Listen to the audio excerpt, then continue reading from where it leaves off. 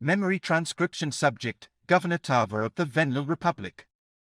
Date, Standardized Human Time, July 12, 2136. There were 2 known instances of a predatory species achieving sentience in the galaxy. The Arxa were the first to be discovered, and, as an anomaly, sparked the Federation's curiosity. By previous hypotheses on intelligence, their existence was impossible.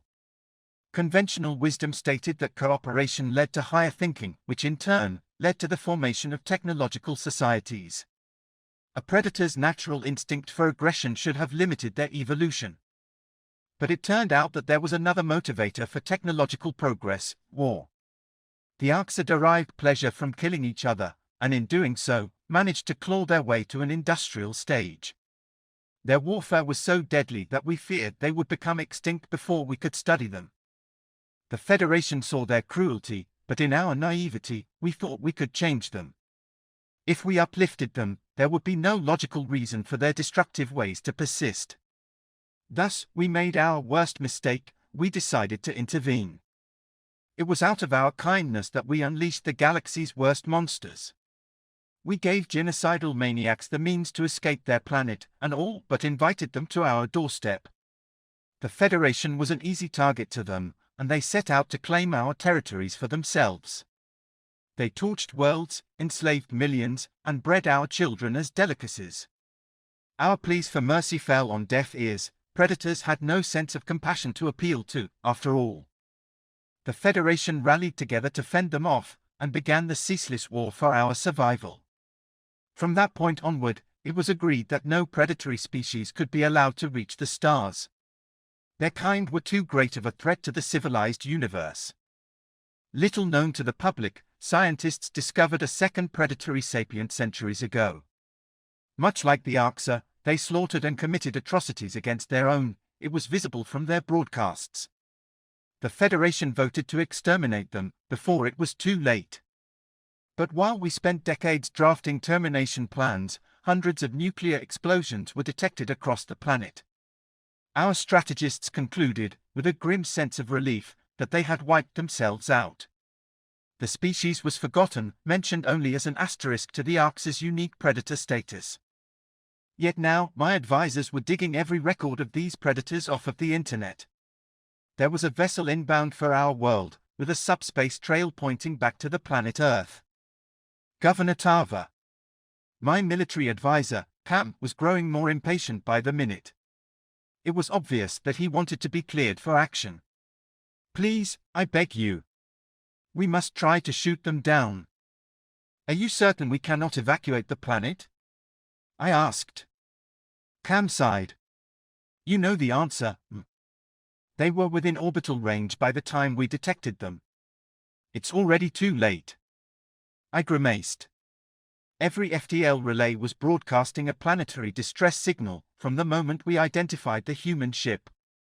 It was in vain, of course. It would take hours for our Federation allies to reach us. By the time they arrived, our world would be reduced to rubble. At least someone would investigate our death, and hopefully put the pieces together. Was there any way to stop the coming onslaught? Was enslavement preferable to death? It was doubtful, but I didn't see another way to bargain for my race's survival. There was nothing else to be done. To put it simply, we couldn't divert resources to another army of predators. Our people didn't have the manpower or the spirit. Local forces were depleted from a recent Arxa incursion, which was thwarted by the slimmest of margins. The humans caught us at a time of maximum vulnerability. There was no chance to fight or flee. As difficult as it was to surrender our home, it was the only option. Yes? I know. Send out an emergency alert. Get the civilians to bomb shelters immediately. I stared at my paws, cursing the day I chose to run for office. Contact the incoming ship. I will personally offer our unconditional surrender. Surrender? Without firing a single shot, the advisor growled. Perhaps they'll be kinder than the Arxa. My hope is they'll spare the children. The videotapes of our children, lined up in front of the grey reptilians and shot by a mass grave, rolled in my mind. It was their way of taunting us. At worst, we can buy some time. But if we fight, they'll kill us all. I swiveled my chair away from the advisor, signaling that the discussion was over. An aide propped a camera in front of me, and with a swish of my tail, I showed that I was ready. Fear swelled in my throat as we hailed the vessel on all frequencies. Would these creatures even answer? Predators didn't talk to prey, except to toy with them. Perhaps they would pick up, just to laugh at our desperation and weakness. To my surprise, the inbound ship accepted our transmission. A brown-skinned being appeared on screen, sitting in some sort of pilot's chair. The words of our surrender were almost to my lips when its forward-facing eyes locked with mine. To my horror, it bared its teeth in a vicious snarl.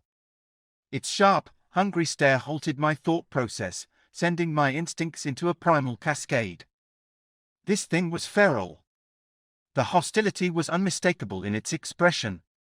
It uttered a few words in a guttural dialect, which I assumed was an announcement of our impending doom.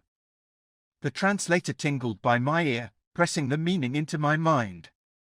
I took a shaky breath, certain the machine was wrong. Hello. We come in peace, on behalf of the human race. I stared at it, lost for words. Peace? What? The translator spit out my question in the guttural language. The predator closed its maw, tilting its head. Did that translate wrong? You know, peace? Friendship? Yes, I know what peace means, I stammered. Why would you want that?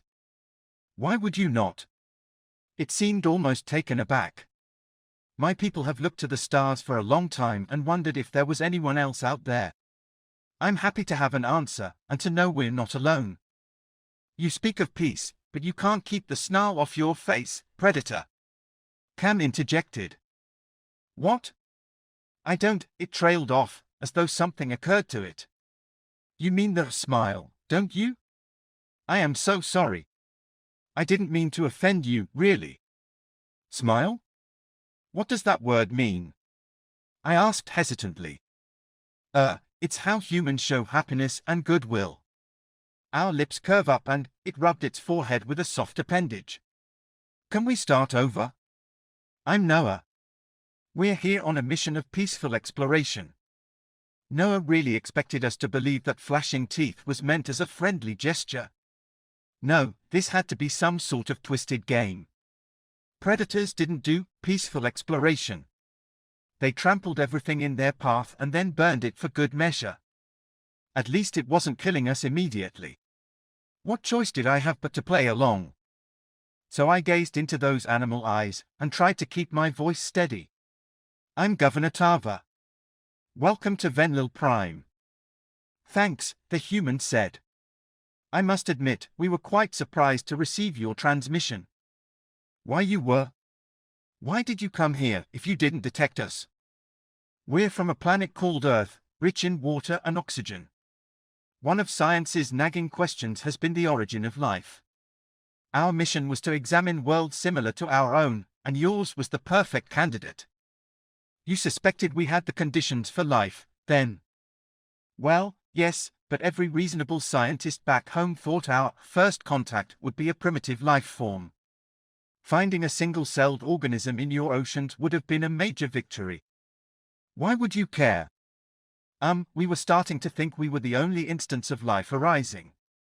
But now, finding a full-fledged, technological civilization, it's wondrous. One that not only spotted us, but seems to understand what we are too. You keep using the first person, plural. Who is we?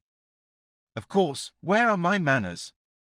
Noah pivoted the camera to the side, revealing another human sitting at a console. This is Sarah, my co-pilot. She's logging all of this for our records. That's right, she agreed.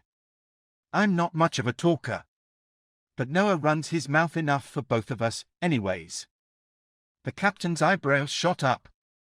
I do not.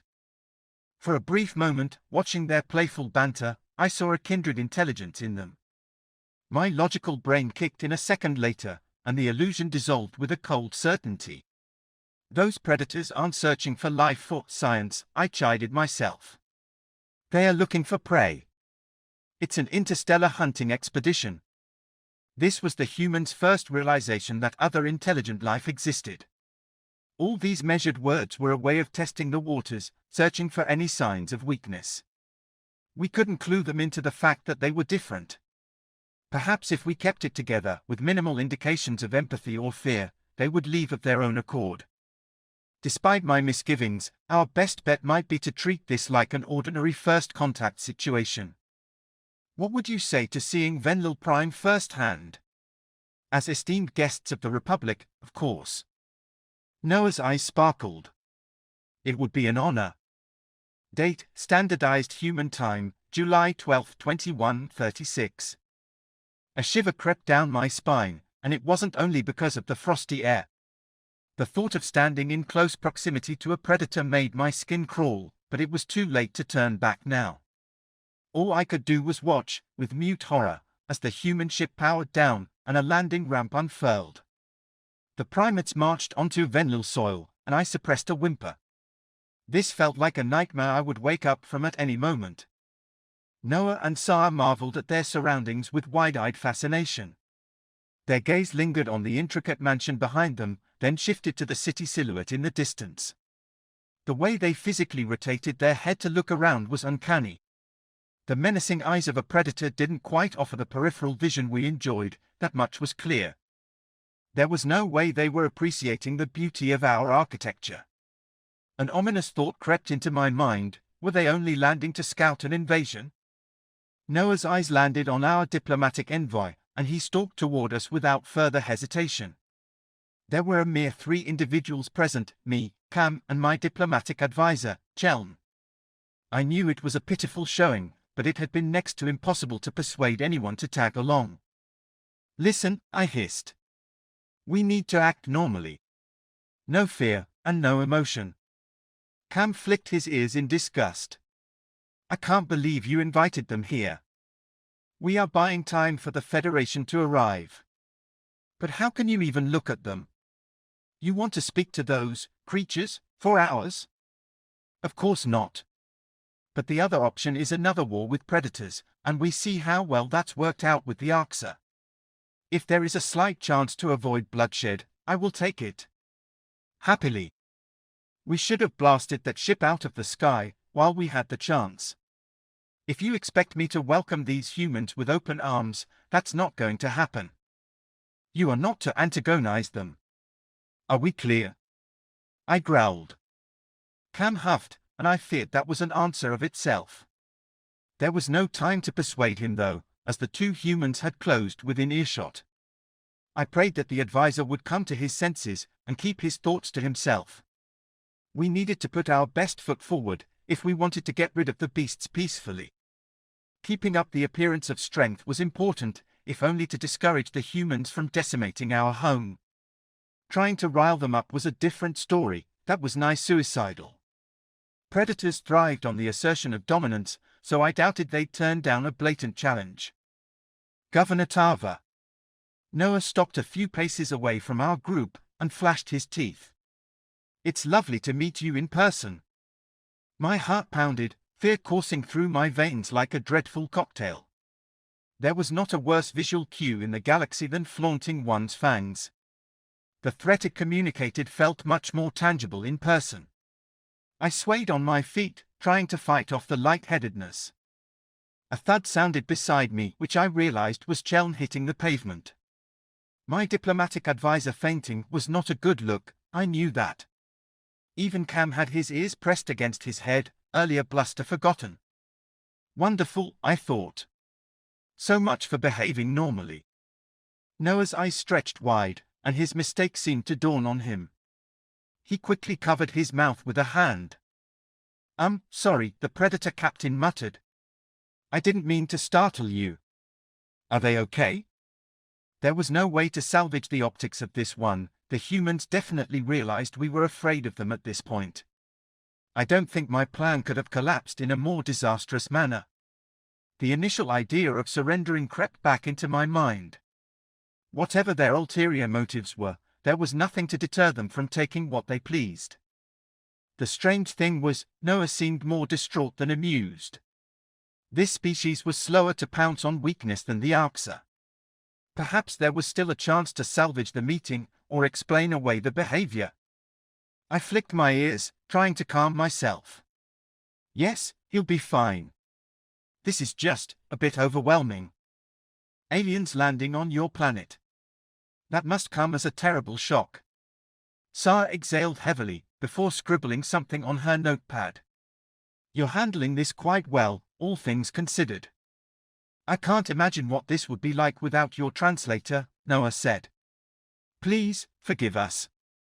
We're new to this whole first contact business. Cam knelt by Cheln's side, trying to rouse him. Given that the nurturing trait stemmed from compassion, that wasn't the sort of behavior to exhibit in front of predators either. I had to nip this conduct in the bud, or else the primates would think it was commonplace. That answered what I should do, but how could I leave a man to die in the cold? How could I chastise my military advisor for basic empathy? That level of cruelty was beyond my sensibilities. Noah stooped beside the fallen diplomat, and I braced myself for the worst.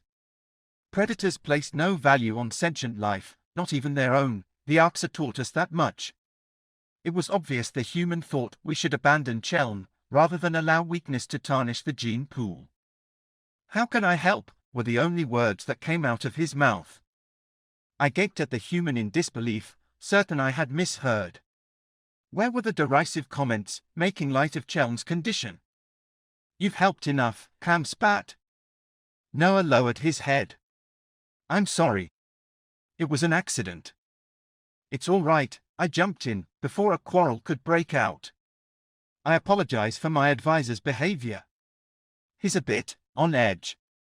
I understand, the male human said, with a despondent sigh. I fear I've ruined this whole thing. Noah meant no harm. Sarah patted her companion on the back reassuringly. Seeing an alien culture firsthand, it's the opportunity of a lifetime. You have no idea how excited we are. Clearly, that wasn't expressed in the best way. The human's behavior was growing more baffling by the minute. Everything in the Federation's database suggested this was a base, violent species. I thought they wouldn't be able to turn their weapons against us fast enough. While their visual cues aligned with that assumption, their temperament seemed otherwise mellow. Why maintain this ruse? If they were probing for weakness, as I hypothesized, they had already seen enough to arrive at a conclusion on that front. I was beginning to think I didn't understand their intentions at all. Perhaps these predators were capable of higher brain functions than we gave them credit for. Can you help us carry Cheln inside? I took a deep breath, waiting for my translator to catch up. We'll give you a tour after that. The humans nodded and positioned themselves to shoulder the brunt of the weight. A faint hope stirred in my chest. They were in no rush to finish us off. That meant we had time to wait for the cavalry after all. I knew the Federation's response would be harsh when they found predators traipsing about the Venlil homeworld. Their actions would be along the lines of Cam's suggestions: shoot first, ask questions later. The only reason this particular species hadn't been wiped out was we believed them to be extinct already. But the plans to obliterate Earth were drafted centuries ago. Eradicating humanity, in one fell swoop, might still be possible. We only needed to stall the landing party a little longer. What would happen to Noah and Sarah next? Well, an attempt would be made to capture them for scientific study. If the task proved too difficult, a special ops team would be sent to dispatch them.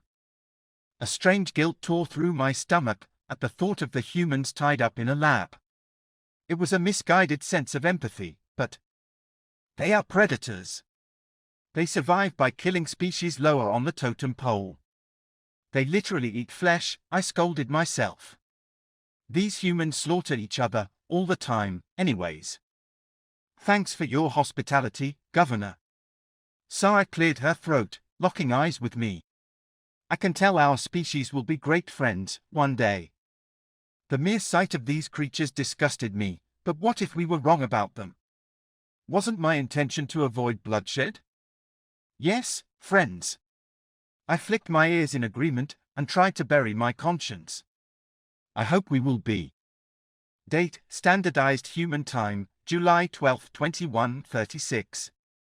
The tour of the governor's mansion started off without incident and my nerves began to settle down. The humans tailed behind Cam and I, with questions pertaining to every subject under the sun. Culture, history, politics, they couldn't absorb information fast enough. Had any other species arrived at our doorstep with such childlike curiosity, their enthusiasm would be lauded. Hell, if you didn't look at the humans, you could almost forget they were predators. My brain switched into autopilot mode as I steered our group to the next stop, my office. However, the second I opened the door, I realized I had made a dreadful mistake. In this morning's panic, I had left a TV on. The news was cycling through footage of bomb shelters across the planet. Government advisories played on loop in the background. They were speaking rather candidly about the humans' foray and the likelihood of mass casualties.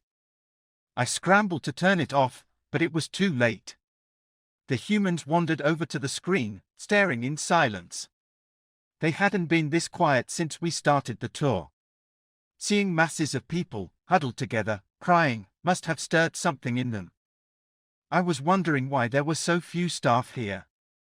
No reporters either, Noah said finally. They've all been evacuated, haven't they? I cast my gaze downward. Yes. You thought we were here to attack you. There was a flash of something in his brown eyes, and he pressed a hand to his forehead.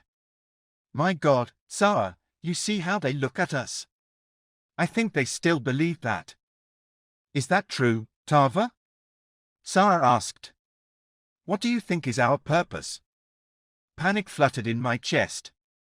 There was no way to formulate a convincing reply. I took a few steps back, eyeing the humans warily. To deny the accusation would be to discount their intelligence. They would see right through any further deception. Silence was a way of confirming their suspicions without having to vocalize our terror. Cam, however, was eager to supply the answer. To kill us. And to have a grand old time dragging it out. No, no, no. That is not the case at all, Noah hissed. We mean you no harm. Look, if you want us to leave, we will. Sarah raised her hand slowly. We never wanted to cause fear or disrupt your lives. We just wanted to meet other people like us. There are no people like you, Cam growled. Really? She pointed to a 3D photo on my desk, a hard glint in her eyes. What about them? The picture in question was of myself, at a conference with dozens of Federation leaders. It was obvious, to any intelligent observer, that those diverse life forms were not of M.A.L origin. What were the humans supposed to think? Seeing us comfortable with other aliens, they had to be wondering why they were so feared. I cursed myself for such a blatant oversight. You're right. I managed to speak, though my voice was hardly more than a whisper. They are not from this world. Like you.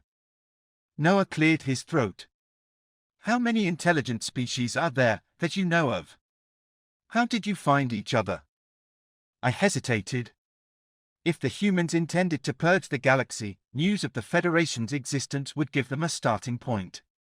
It might also tip them off to the coming rescue party and cause them to accelerate invasion plans. But by the same token, they would discover it anyways. At least this way, we could gauge their reaction. Hundreds. Most of us are members of the Galactic Federation. It's a central governing body of sorts. Why do we bother you then? You're used to aliens. Sarah's eyes narrowed to unnerving slits. Do we resemble something from your past? A growl rumbled in Cam's throat. You're a predator. A sentient predator. Wonderful. Could this conversation have gone any worse? In his hatred, the military advisor had just told the humans the actual reason they were different. It stood to reason that if they were predators, by default, we were the opposite. If their instincts weren't awakened before, they had to be salivating now. There was a long silence, and I could almost see the gears turning in Sarah's mind. Surprise flashed on her face, as though she didn't understand why their nature mattered. Was this the first time the notion crossed her mind? It was tough to believe the humans were that oblivious to the food chain dynamics. Is that uncommon? She asked. Very. How many are there? You're the second. Noah turned his piercing gaze toward Cam. Who is the first? Silence blanketed the room with a heavy grip. Nobody wanted to explain what happened with the Arxa, not even Cam would offer pointed comments on that subject. We didn't need to give the humans any ideas. The captain seemed to notice our expressions darken, and the lines on his own face hardened. Who is the first? He repeated. What words could provide an adequate description of evil incarnate? My eyes swelled with water as memories resurfaced. My father, captured alive on the warfront, shipped back piece by piece. The day the Arxa launched a gas attack against my daughter's school and left her brain dead. The slave pens, the irradiated worlds, the Venlil kept as cattle. I buried my head in my paws, trying to hide the tears. Showing such weakness in front of the humans was the worst thing I could do. This species, for all its refined words, was cut from the same cloth as our oppressors. If they saw the extent of our pain, it would be weaponized down the road. Noah's eyes widened, and my heart sank in my chest. The observant visitor had noticed my emotional lapse, and seemed to be debating his next action. After a moment's thought, he shuffled closer to me. Every instinct screamed at me to back away, but my paws refused to budge. As the predator reached out with a meaty paw, I waited for him to strike me. My mind was braced for taunting, torture, or whatever else may come. Instead, he gently placed an appendage on my shoulder. Whatever they did, we're not like that. We're not going to hurt you, okay? Something seemed to snap in my soul, like a series of cracks spreading through a dam. Raw emotion poured through my psyche, and I broke down, sobbing uncontrollably. Noah pulled me closer to him, stroking my head in a soothing manner. His embrace was warm, soft, and delicate, yet I could feel the strength in his arms. There was a silent promise of safety in his grasp. He released me after a few seconds, and wiped a tear off of my face. Cam's jaw looked like it was about to fall off. It was rare to see the general left speechless, but I understood why. Kindness was antithetical to the nature of a predator. He couldn't believe his eyes. For the first time since the humans appeared, I considered that they might be benevolent. They had to feel empathy to understand how to comfort someone, after all. A decision cemented itself in my mind. I couldn't allow innocent people to die, simply because of their appearance. The predators might be a threat, but we had judged them based on preconceived notions. I believe you, Noah, I sniffled. I'm sorry. That's the first time you've said my name. The human turned his head away, hiding a smile. Either of our names. I chuckled. Be better late than never. Cam, rescind the planetary distress signal. I can't do that, the advisor said. I wasn't asking your opinion. That was an order. I snapped. For Star's sake, I'll do it myself. You don't understand. The Federation is already here. They are hailing us now. A string of curses escaped my lips, and the humans tilted their heads in confusion. I tried to imagine how the poor saps felt. A few hours ago, they hadn't even known extraterrestrial life existed. Now, they learned of a galactic community, one that hated them without provocation. They were taking the news in stride, but it had to be overwhelming. Unfortunately, I still had one more bombshell to drop on them. How terrifying would it be, as guests on another world, to have warships arrive hell-bent on killing you? Wait, why is that bad? Noah asked. I thought the Federation are your friends. I avoided his gaze. They came because we set off a distress signal. They are expecting a fight. I see. Well, why don't we talk to them and explain that it was a misunderstanding? Once they know that we're peaceful. No. I appreciate the thought, but the second they see I waved a paw in the general vicinity of my mouth and eyes. They won't listen to a word you say. They'll want you dead. Or worse, I added to myself. Right, the human muttered. So. I'm sorry about all this, really. I scratched my chin, trying to think. I'll try to drive them off. Just stay out of sight, and let me do the talking. Okay? Noah nodded. Got it.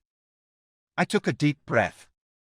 Despite their repulsive appearance, the humans' actions exuded such a genuine kindness. They were strangely charming when you sensed the person beneath the monster. If anything happened to Noah and Sarah, the responsibility fell on my shoulders. To think minutes ago, I had been hoping for the Federation to swoop in and save us. Now, my only objective was to save the lives of 2 predators. Date, Standardized Human Time, July 12, 2136. If the sensor data was to be believed, the Federation warships were gunning to Venlil Prime at a blistering speed. Their hail seemed urgent, frantic even. They were resending the communication request every few seconds. I had never seen such a harried response, but it made sense. Venlil Prime enjoyed a strategic location, nestled in the galaxy's outer arm. It was a fair distance away from Arxa space, so it was difficult for them to execute a surprise assault. Not to mention that it was a key supply route for our troops and a launch point for Rim patrols. Losing such an outpost would be a major setback for the Federation. As we accepted the hail, I was surprised to recognize the face on screen. It was Captain Sovlin, from the powerful Gojidi Union. He had risen to galactic fame after leading a valiant charge to break an Arxa siege on his home world. Typically, the Federation would just send the nearest available assets, but this time, they'd scrounged up someone competent. Governor Tava. The relief was plain on Sovlin's face, as he realized that we were alive. We're here to assist. What is the reason for your distress? The humans were waiting in the wings, just out of view of the camera. Sarah jotted something down on her notepad. She seemed to be sketching the new alien before her. A pang of guilt stabbed at my chest, as I realized my instincts were still abuzz. Seeing them out of the corner of my eyes was making my skin crawl. The way they craned their heads to look at the screen, it was sickening. I see the Federation sent their finest, I said. The Venlil Republic expresses our sincere gratitude for your response. Unfortunately, you've come all this way for no reason. By galactic law, that signal is only to be used for an extinction-level event. You owe us an explanation. A good one, the Gojid growled. Did you deal with the problem on your own? There was no problem. Sovlin blinked several times. I'm sorry? It was a false alarm. Our sensors malfunctioned due to a software update. What did you think you saw? We thought a Arxa ship jumped into orbital range. And you figured out that was false because? There's nothing up there on visual, Captain. Our backup sensors didn't detect anything either. Not to mention, we're still alive. The Gojid squinted at me, and I could tell he didn't quite buy my story. Sensor malfunctions made themselves apparent quickly, due to the lack of corroborating evidence. He knew we should have rejected faulty data much faster than the span of a few hours. The sharp glint in his eyes told me he intended to sniff out the truth. Cam. You're awfully quiet, the Federation officer noted. Do you have anything to add? I don't feel like talking. The military advisor paused. His gaze was not focused on the screen, so I figured he was studying the humans out of his periphery. Nothing to add anyways. Tava said it all. I breathed a silent sigh of relief. With the extent to which Cam despised the visitors, I half expected him to out them at the first opportunity. Had this call taken place a few minutes earlier, I suspect he would have turned the humans over. But their recent behavior must have impressed their sensitivity upon him too. Sovlin scrutinized us, suspicion marring his features. Why didn't you rescind the distress signal? It's still broadcasting now. I forgot, I replied. You forgot. The captain's voice leapt up an octave, and he flicked his claws in disgust. You've got to be kidding me. Do you have any idea the systems we've exposed by coming here? While we're chatting, a planet with a real fucking threat could be glassed. Well, at least he seemed to buy the story. The Gojid's anger was justified, in fairness. If the Arxa invaded our neighbors now, Federation forces wouldn't be available to come to their defense. Sorry, I offered meekly. Whatever.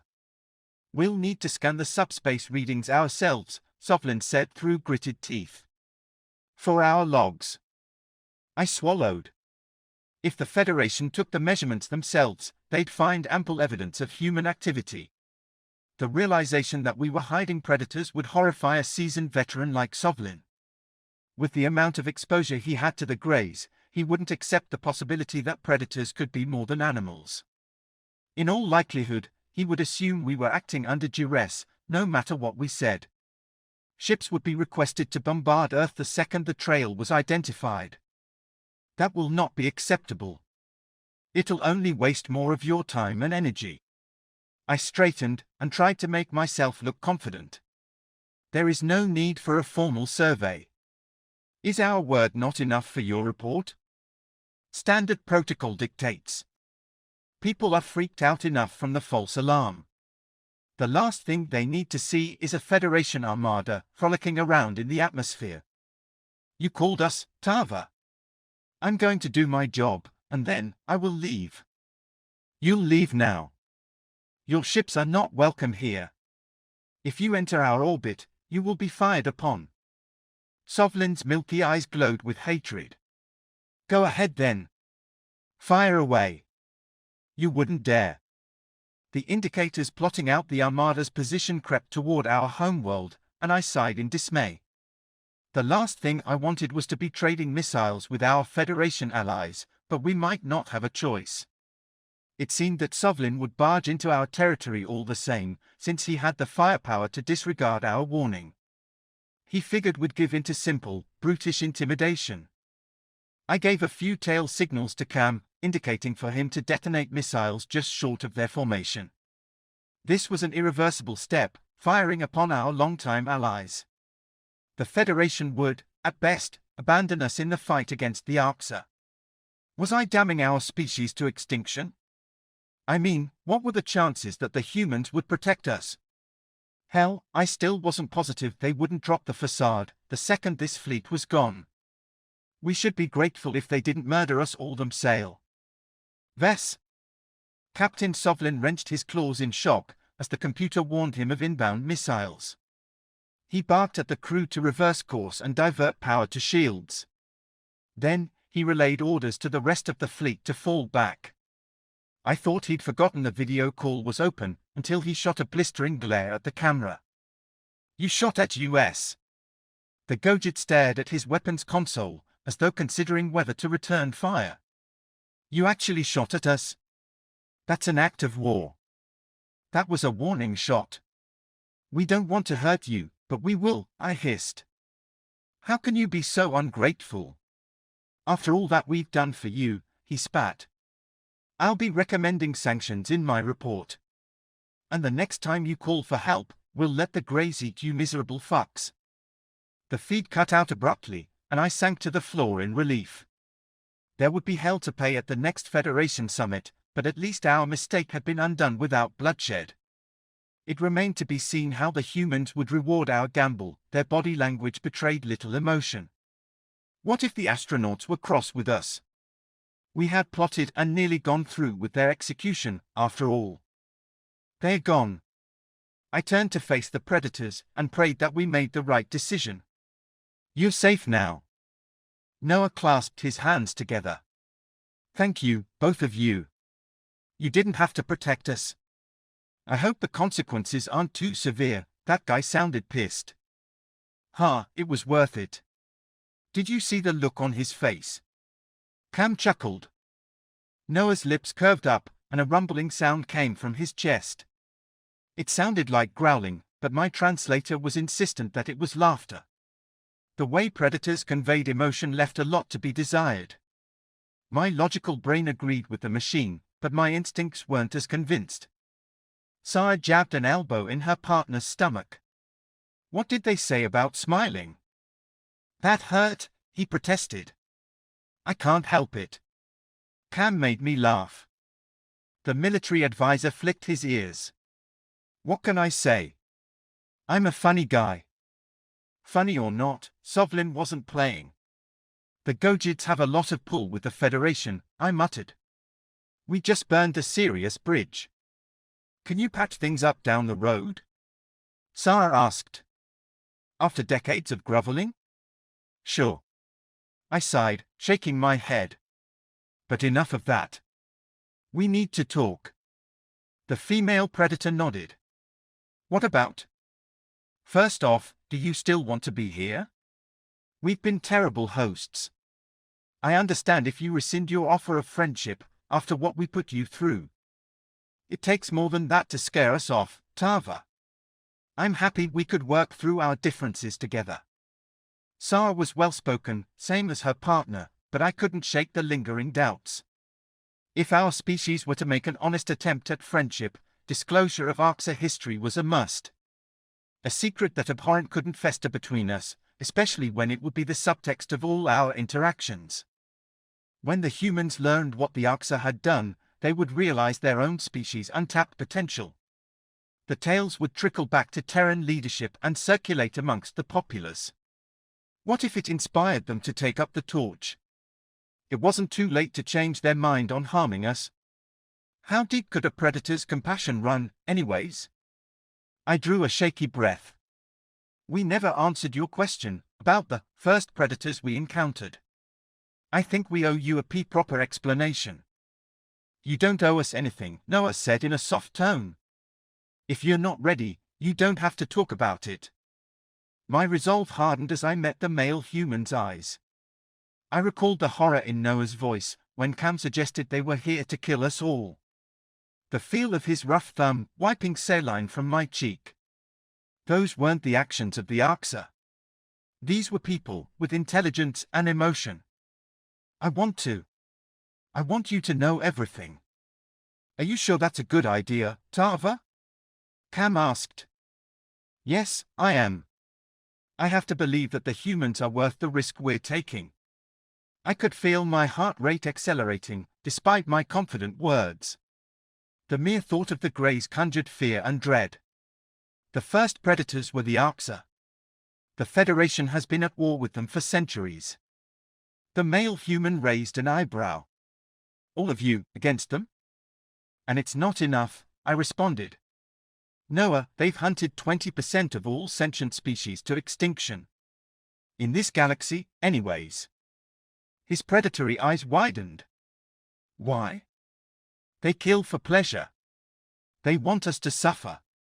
I reached for my tablet and pulled up a recent video the Arxa had sent us. See for yourself.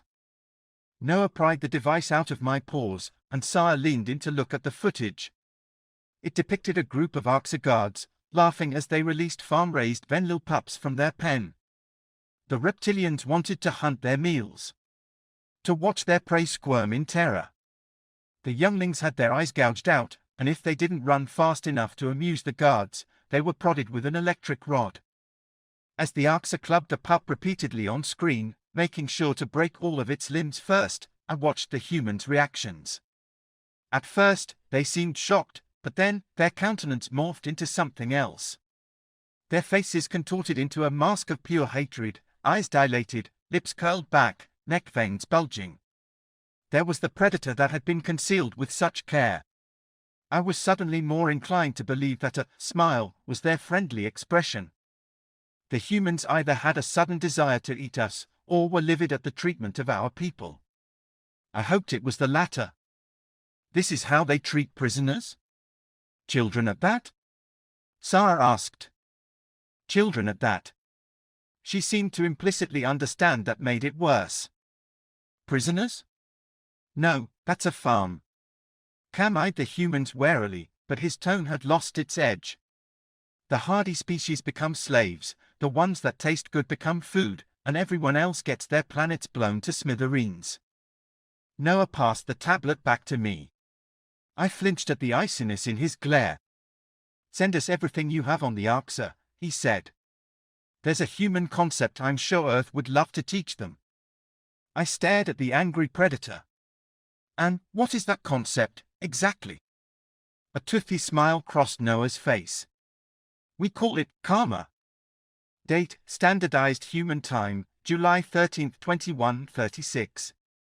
The 2136 Climate Change Summit was the latest in an ongoing saga, complete with the usual finger-pointing and empty promises. The United Nations had taken on a role as a central world government following the satellite wars of the late 21st century. Russia, China, and the United States were still rebuilding their crippled power grids in its aftermath. After realizing the extent of our dependence on technology, the world's countries signed the Treaty of Shanghai to govern cyber warfare. As part of the accord, the UN was given greater authority to mediate disputes in the hopes of preventing escalation in the future. Following several natural disasters this year, the General Assembly convened to discuss solutions. Investment in fusion energy was the main item on the docket, though I doubted any parties would commit beyond fancy words. Despite my jaded view, as UN Secretary-General, my presence was mandatory at all of these events. I was zoned out while the Canadian ambassador spoke, nodding and smiling every now and then to keep up appearances. An aide tapped me on the shoulder, startling me out of my trance. "Sir," she whispered, "I need you to come with me." What was so important that it couldn't wait an hour? My staff were instructed to only approach in an emergency. There was the brief moment of worry, as I wondered whether there was a credible threat to my life. My security detail seemed relaxed though, so that likely was not the case. I followed her into a briefing room, where several serious-looking individuals were waiting. The amount of military personnel present made me think that some conflict had erupted.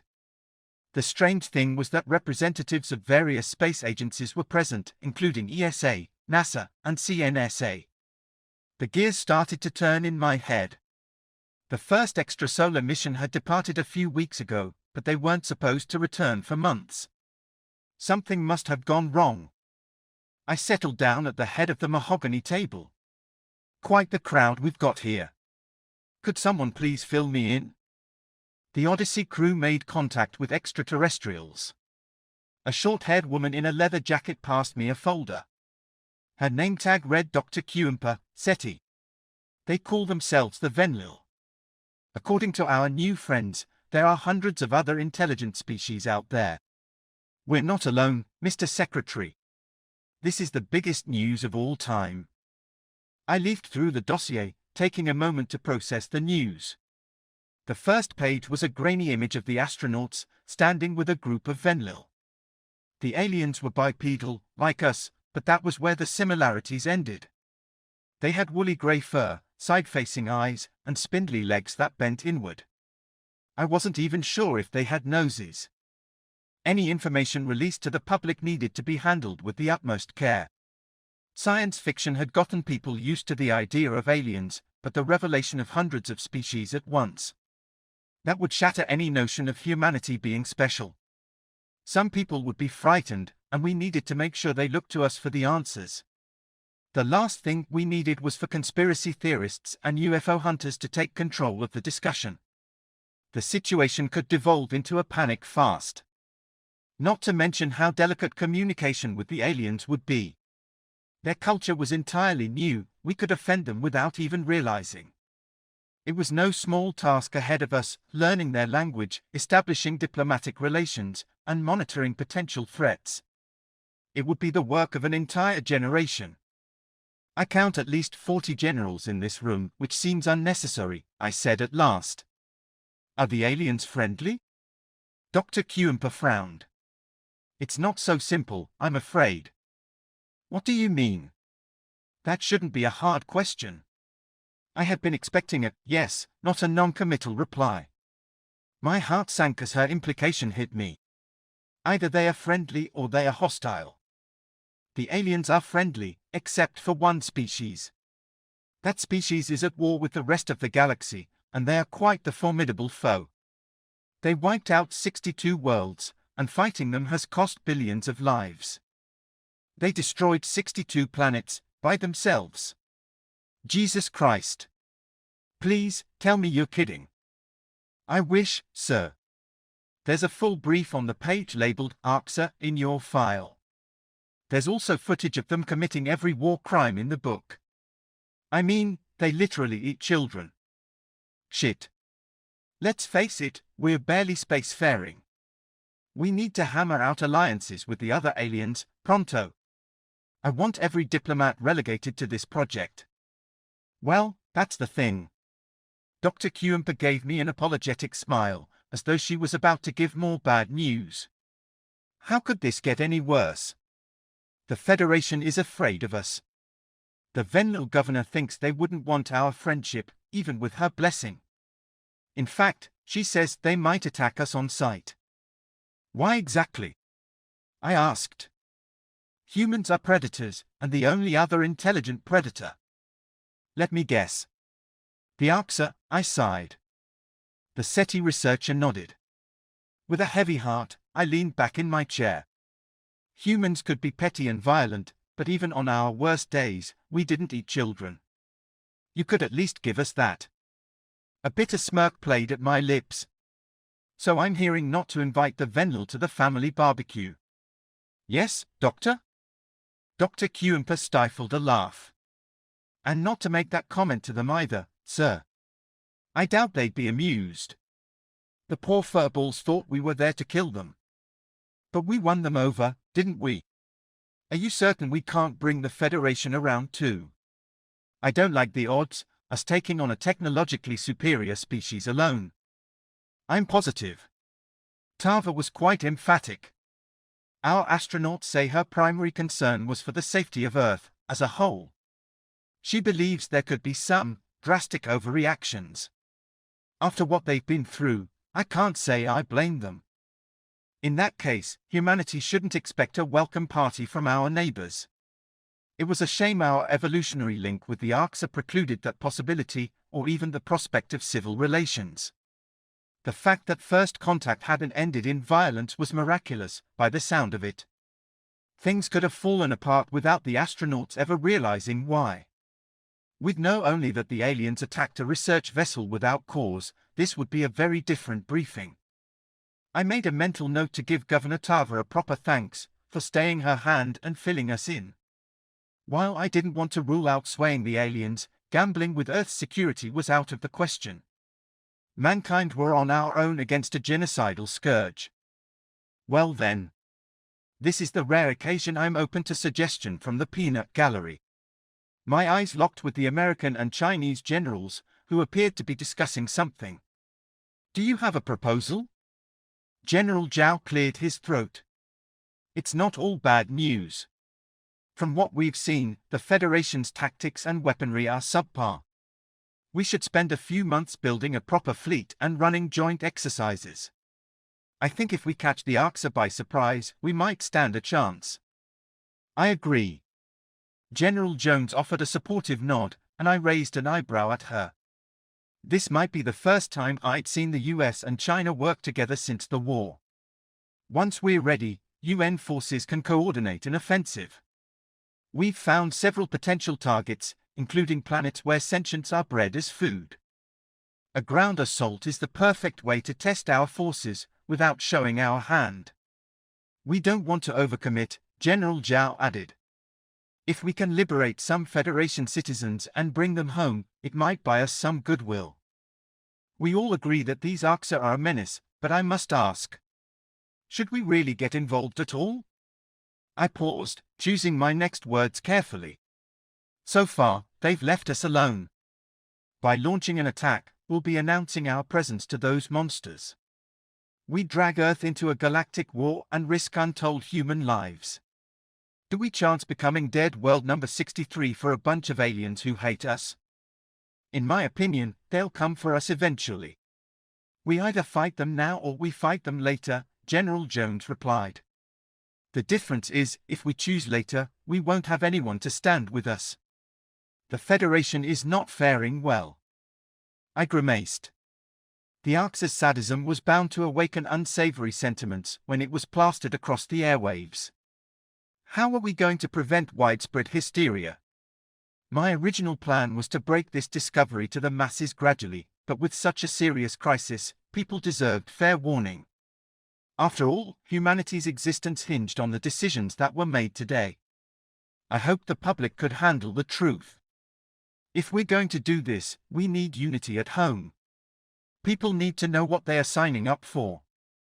I pressed a hand to my temple, trying to suppress a growing headache. Release everything to the public, and let them make the decision. If there's broad support for a war, then we'll fight the bastards.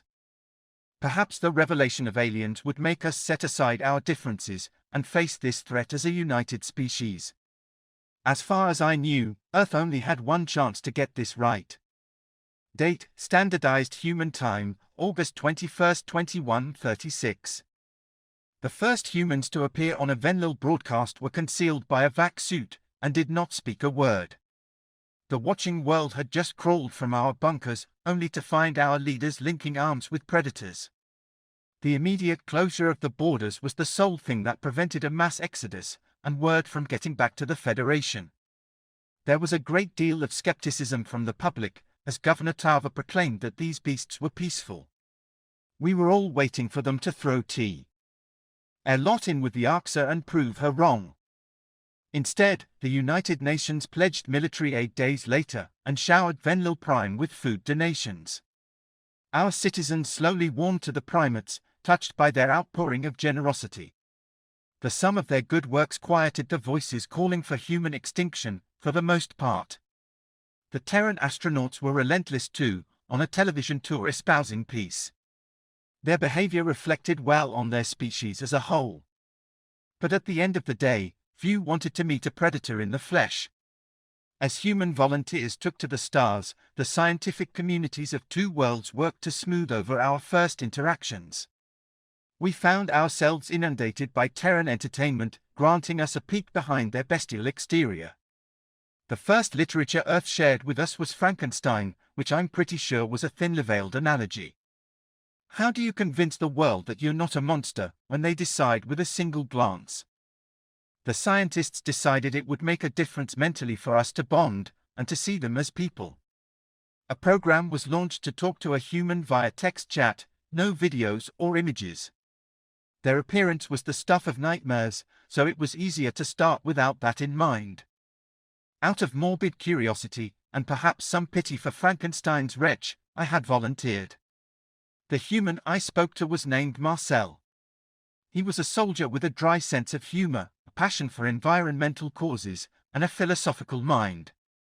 Against the odds, I liked him, we became inseparable. I confided my deepest thoughts, and learned a great deal about Terran life in return. We finally docked. God, that was terrifying, Marcel texted. Longest 4 hours of my life. It'll be worth it. I'm excited to meet you, I replied. Me too, bud. I know it won't be easy for you. If you need space, or it's too much, please tell me. I will.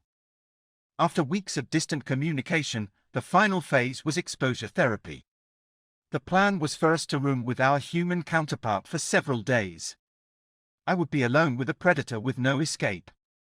They said once you got past the first few hours, the nerves would settle down. We needed to get used to the humans, if they were ever to be accepted. What do you think I look like? Marcel asked. In your head? I don't know. I try not to think about it. Why not? You know what humans look like from TV. Well, it's weird to think that you're a predator. That you look at a dead animal, all that blood and guts, and think, hey, that's food. I'm a vegetarian, Slanek. Not applicable. Gah, not you specifically. I mean humans in general. The fact that you're wired to think that's appetizing. To kill other animals for a meal. It's not like that, but it's just evolution. Biology sucks. It does. I guess I'll know what you look like soon, Marcel. Yep. A face only a mother could love. I snorted, amused in spite of myself. The clicking of boots down the hall meant the humans were in the building. There were mere seconds to brace myself. I switched off my holopad and tried to regulate my breathing. We were allowing enough of them in to handily overtake this space station if they were to try.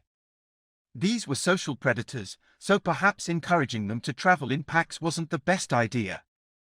The door swung open. I was flabbergasted by the imposing wall of muscle that entered. Something deep in my subconscious howled at the sight of a predator, blocking my only escape route. Startling hazel eyes scanned my figure, and my breath hitched in my throat. Marcel's lips twitched for a moment, and I could tell from how he pursed them he didn't want to smile. We had been warned repeatedly about the human's teeth-bearing display of friendliness. Slanek. The voice was harsh and raspy, as though he was gargling salt water. I know the feeling's not mutual, but God, you're adorable. I gritted my teeth, trying not to back away. Thanks. See, come in. The human saw that I had set my belongings on the bottom bunk, and tossed his duffel bag on top. Well, this isn't that bad, I thought. There had been no sudden movements, he was keeping his distance, and he didn't have the razor teeth of the Arxer. With his back to me, I couldn't see his piercing eyes. All positives. My heart was hammering in my chest, but I had kept myself together. Geesh, I'm starving, the human announced, as he began to unpack. There were few words I would have liked to hear less. Isolated in close quarters with a hungry, vegetarian, predator, fuck, why had I signed up for this? The nearest meal was obviously me. I skittered backward on instinct, trying to shield my throat. Marcel frowned. I was just going to suggest that we grab a bite together. Or, I brought snacks. We can share. Sorry, I squeaked. The human retrieved a plastic bag from his belongings and popped it open with a single tug. He withdrew a yellow wafer, shoving it down his gullet. As he turned the bag to face me, I eyed the offering suspiciously. It's a potato chip, he said, before I could ask. Baked from a Terran plant. Did I trust the predator enough to consume his foodstuff? How did I know it wasn't dried animal fat? I tried to remind myself that this was my friend. The one who gave me relationship advice and told silly jokes. My stomach squirmed as I grasped a chip, but I placed it in my mouth anyways. It was salty and starchy, yet strangely addictive. My ears twitched with pleasant surprise. That's good. Isn't it? Marcel mumbled, through a mouthful of food. I figure we could use some carbs before these experiments you want us in. They mentioned something about that. It's psychological research, isn't it? I don't know. Your scientists just mentioned it was a test. The UN signed off on it, so I'd hope it's ethical. They probably just want to be sure you don't want to eat us. I'll pass with flying colors then. Not sure where the lab is though. I'll take you there. Great. Let's get it over with, shall we? Once the fright began to subside, speaking to Marcel felt less forced. It tickled my instincts, but not in a way my conscious brain couldn't override. A little discomfort was nothing I couldn't handle. It wasn't like he had actually done anything to threaten me, or diverged from his online persona in a noticeable way. Chatting via text was easier, but it was unfair to ostracize the humans forever. The predators had been understanding enough as things were. Unless any red flags were uncovered in their psychological screening, Terran soldiers would accompany Venlil ships on today's mid-rotation patrols. It was possible UN peacekeepers would remain as permanent fixtures in our crew. In that case, I would be relieved to have a conclusive answer on the workings of the human mind. Predators were known to toy with their prey in nature. The more intelligent they were, the more sadistic and deceptive they could be. I tried not to think about what I would do if I found out Marcel's niceties were a long con. There were a few humans present at the lab, probably to monitor the methods used for research. Sarah, who I recognized as a lingering visitor from the UN First Contact team, was hunched over a microscope. She seemed to be analyzing some cell samples with a Venlil scientist, and waved at us as we entered. Welcome. How Sarah sensed us, with her lack of peripheral vision, was beyond me. Here for the behavioral exam? Yep, I think, my roommate grumbled. Excellent. Just sign the consent form, and then speak to Ilya here. Sarah gestured toward the Venl hovering beside her. Don't worry. It'll be quick. Marcel hesitated before scrawling his name on the dotted line. I noted how thin and frail his fingers looked. For a predator, they were like spindly twigs. Either my imagination was running amok, or his hands quivered as he set the pen down. The humans looked terrifying to us, but I couldn't picture them going toe-to-toe with the Arxer. Before the ink dried on his signature, Ilya was strapping Marcel to a chair. The restraint seemed excessive for a consensual test. Electrodes were fastened to his skull, and his shirt was removed to tape a series of wires to his chest. Clips placed on his fingers fed additional data to a vitals monitor. I noticed the human growing more agitated, the more equipment he was hooked up to. The rise and fall of his chest had quickened dramatically. Don't leave, Slanek. Please, he pleaded. This is making me nervous as hell. A sympathetic ache filled my chest cavity. It was strange to think that the predator was afraid of us, but I hated seeing a friend in distress. What were our scientists testing, exactly? Guarantees were necessary to cement trust in these creatures, but I was worried about what would be done to achieve that. It looked as though they were planning to elicit a violent reaction from Marcel. Human subjects deserved proper treatment, not to be goaded into retaliation. Why do I feel so protective of him? I mused. I haven't known him that long. It's going to be okay, Mark. I waved my tail reassuringly. They won't hurt you. I promise. The human furrowed his brow. But you'll stay? Of course. I'll be here. Marcel relaxed, and the twinge in my chest deepened. The sentiments I felt in this moment suggested that, despite the inherent risk, it was possible to grow attached to a predator. Whether humanity was sincere in its friendship, or if that was a one-sided delusion, remained to be seen. Date, Standardized Human Time, August 21, 2136. The patrol ship drifted along the Federation border, dispelling fuel into the endless night. A brooding Marcel sat at the helm, under my supervision. Human pilots had no real-world experience flying ships, their only insight to interplanetary battles were clumsy simulations back home. Perhaps it was unfair to hurl them into the war out of desperation, as unprepared as they were. I couldn't stop thinking about the results of the experiments, and how revolutionary the findings would be when broadcast. Marcel bolted from the lab in a sweat-soaked stupor, and I made a judgment call to give him some time to regain his senses. In his absence, Ilya shared a cumulative AI analysis of all human subjects. A larger sample size was needed to validate the findings, but it was enough to put my mind at ease. We had proof that humans felt empathy. The predators were recorded doing things they claimed to enjoy as a baseline for pleasure, eating sugary snacks, listening to their favorite song, playing games, and so on. A variety of other metrics were assessed for comparison, including boredom and anger. Then, they were shown videos of the Arxer torturing our children. Interestingly enough, the regions of their brain that were activated were most similar to the baseline for physical pain, which we determined through finger pricking.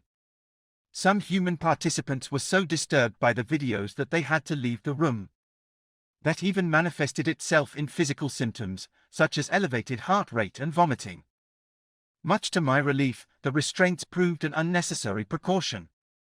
Venl xenobiologists were worried that violent footage might trigger predatory instincts, and that humans could experience a lapse in control. They wanted to avoid having to put a Terran subject down. If they lashed out, it was best for everyone's safety. My gaze flickered over to Marcel, curiosity brimming in my chest. The human was evidently lost in thought as well.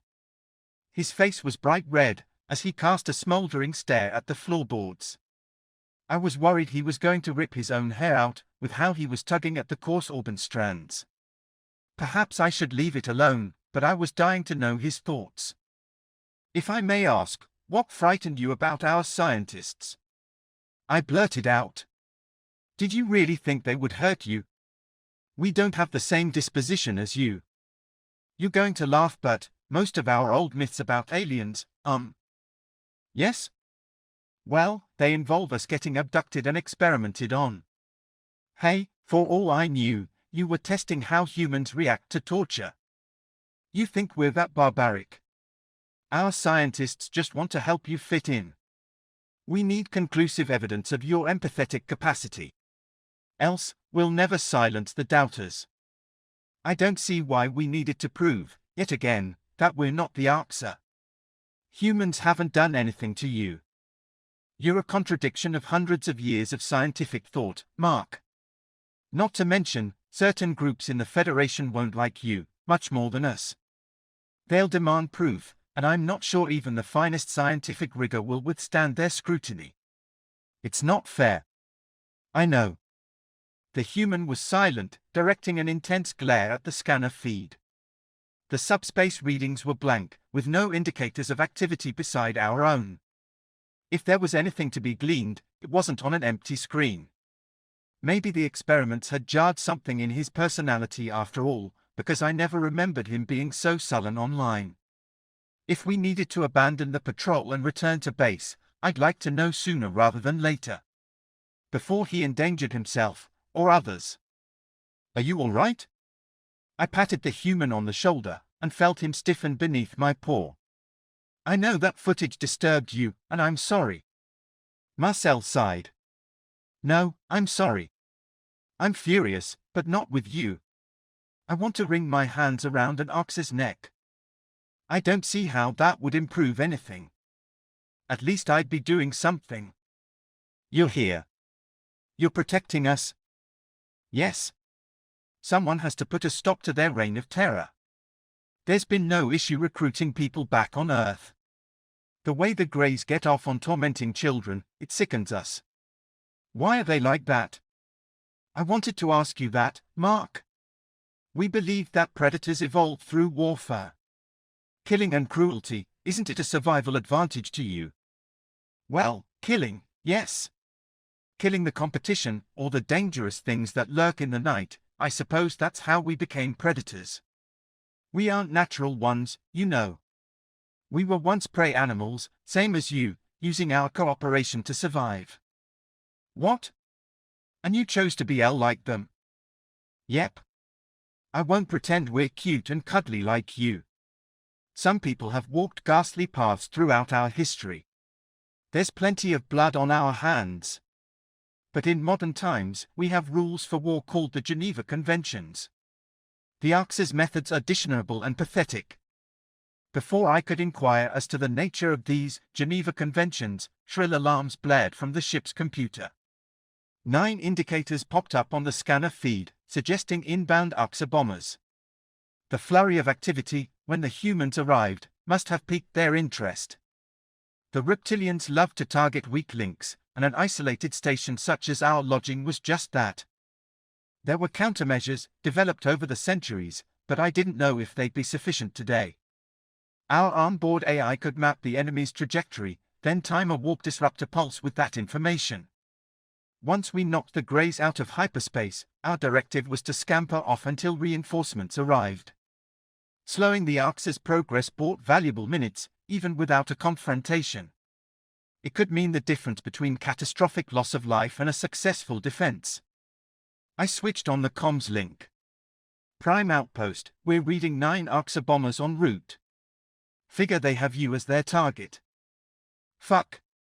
We have to stop them at all costs. The exhaustion was evident in the male Venlil's voice that answered. I couldn't imagine how much stress the officers were under, monitoring the UN arrivals. The first large transport of humans, and a couple hundred wind up dead. They'll never forgive us. They'll never send anyone again.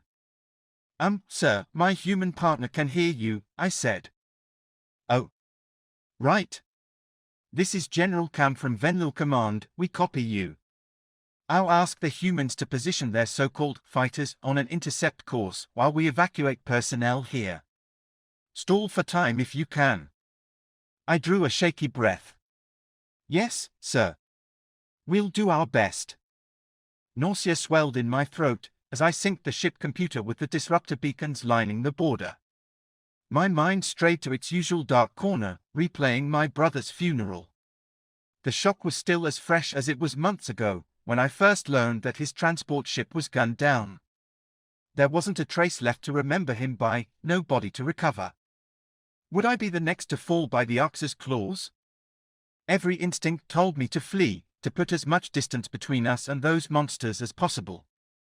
However, the pulses needed to be timed down to the nanosecond, which meant our proximity was a necessity. My brain felt overstimulated, as if my senses were set aflame. Being around a human for hours, it's pushed me to my limit. It's hard to think, with my nerves all frazzled. I pondered with a tinge of guilt. How selfish I am. I haven't even considered how Mark is feeling. I hoped the wordless M.A.L was okay with the peril we were in. He had loved ones back on Earth, including a fiancée whom he spoke of with fondness. He didn't want to die here. There was no data on how the primates behaved in life-threatening situations, or how they coped with stress. But with the Greys closing in on our position, there was no time to explain our standard procedure. We thought there'd be time for our allies to settle in, before hurling them into the fire.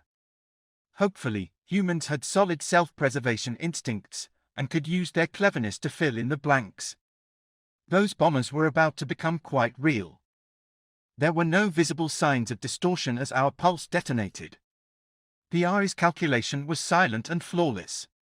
I'd liken FTL disruption to pulling a rug out beneath someone's feet. The warp bubble burst in an instant, plunging the Arxa vessels into real space. No doubt it was disorienting for those hellspawn on board. Watching their angular ship spring forth from nothingness would be a magical sight, if the stakes weren't so dire. The bombers slowed to regain their bearings, and to scope out their surroundings. They wished to exact revenge on the prey animal who dared to fight back. It was evident Arxa architects spared no thought for beauty. Plasma railguns jutted out on both flanks, perfect for slinging destructive volleys. Turrets for kinetic weapons dotted the armor, in case of a close-range engagement. The curvature of the underbelly provided storage for antimatter missiles. I imagine the Predators relished the terror their constructs instilled. Witnessing their fleet felt like peering into the jaws of death. Hideous ships, huh? I quipped. There was no reply from M.A.L. I would suspect he froze in fear, if I hadn't seen his hands tighten around the steering column. An uneasy feeling crept into my mind. Every creature handled stress differently, but his behavior was off by a long shot. Come on, Slanek. The Greys are the threat here, I scolded myself. Not the human. Knock knock. Anyone home? I tried to keep my voice playful, but I was desperate to snap the human out of his trance. You do see their ships, and realize we're alone? There is safety in numbers. It's time to head back to base. M.A.L leaned forward, fangs protruding in a menacing snarl. I noted with abject horror how his eyes dilated, and his canines glistened with saliva. If that was an expression of happiness, why was it appearing when our territory was under siege? Mark, we need to flee. Now. I shook the human on the shoulder, but he shrugged me off. Mark? Shit man, they definitely spotted us. M.A.L. Floor it. I beg you. Eat this motherfuckers. M.A.L roared, disregarding me entirely. The human did floor it, to charge in the direction of the Arxa fleet. What happened? He went berserk, he was so lucid minutes ago. I tried to scream a plea to stop, but it came out as an incoherent yelp. The Predator either didn't know how, or didn't bother to prime the targeting system. He jammed a clawless finger on the firing trigger, spraying plasma rounds with impunity. The glaring aggression seemed to take the Greys by surprise. It marked a drastic shift from M.A.L's typical flightiness. A few glancing blows struck the lead ship, jolting its pitch. One must have impacted the propulsion system, since its drive plume flickered out. M.A.L turned the stream of fire toward the crippled vessel's brethren. Some hits connected at random, though the Arxa seemed more pissed off than wounded. We made a swooping pass across the formation, before banking heavily in the direction from which we came. The computer warned me that we had been target-locked by all 9 hostiles. Run? I whimpered. M.A.L cleared his throat. Yep. Good idea. The human pointed the ship in the direction of the Federation border. Why wasn't he trying to return to the outpost? The last remnants of my logical brain suggested that he was trying to lure the Arxer away. I winced as my harness chafed into my neck. Our inertial dampeners were struggling to keep up with our blistering acceleration. Only 2 Arxer ships gave chase, while the rest returned to their intended course. They couldn't resist sending someone to hunt a straggler down. I knew the enemy bombers would slowly close the gap, with relentless abandon. The optimal way to lose our pursuers was to slip into subspace, but unfortunately, warp required several minutes of stationary preparation. The human signed our death warrant with his stupidity. Our puny ship gunned away from safety, with a pair of apex predators in hot pursuit.